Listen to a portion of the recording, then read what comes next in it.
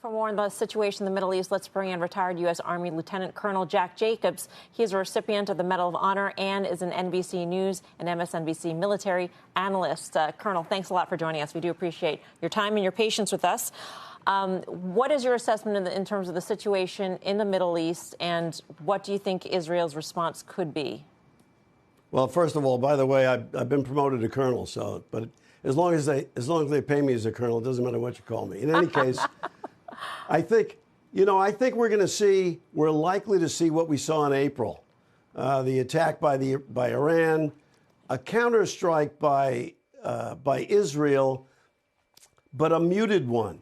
Back in April, an airfield near in Iran was struck by Israel in retaliation, really close to where Iran's putting together nuclear weapons and putting together plutonium, but made it a point of not hitting that facility.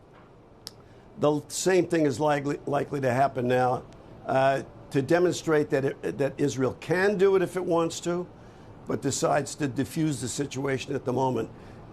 Iran had to do this, they felt, because of of Israel's taking such a huge toll on Hezbollah, its principal ally in the Middle East, Iran's principal ally in the Middle East.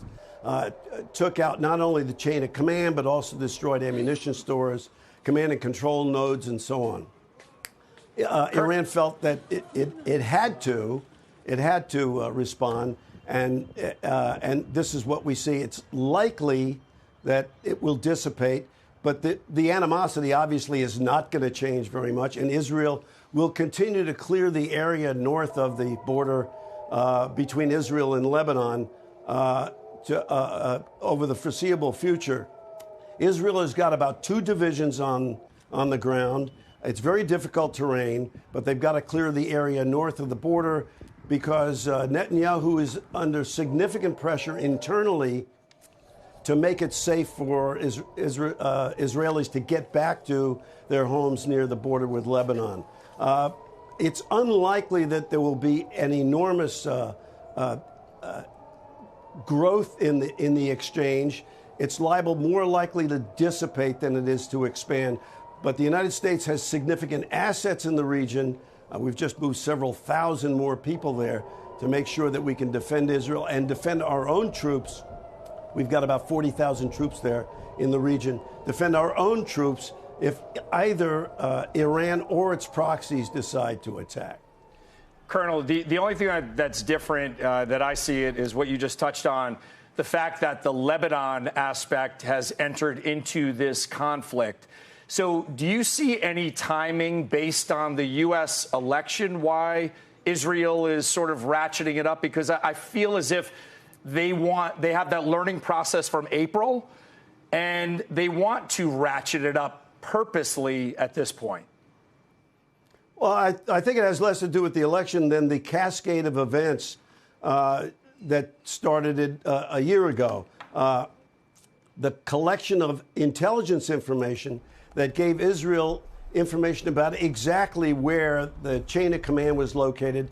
Don't forget the whole business about exploding walkie-talkies and pagers and so on. That was several years in the making. I mean, putting that all together took a great deal of effort, shell companies left and right and so on, to disguise what was actually happening. That took a great deal of planning. So I don't think it has anything at all to do with the election cycle, but it does have to do with the perception that that the Hezbollah was perfectly capable of invading Israel, certainly coming across the border and causing as much damage, perhaps, or maybe more, than was caused by Hamas about a year ago. And they decided that now's the time to put an end to it before it had a chance to get even worse.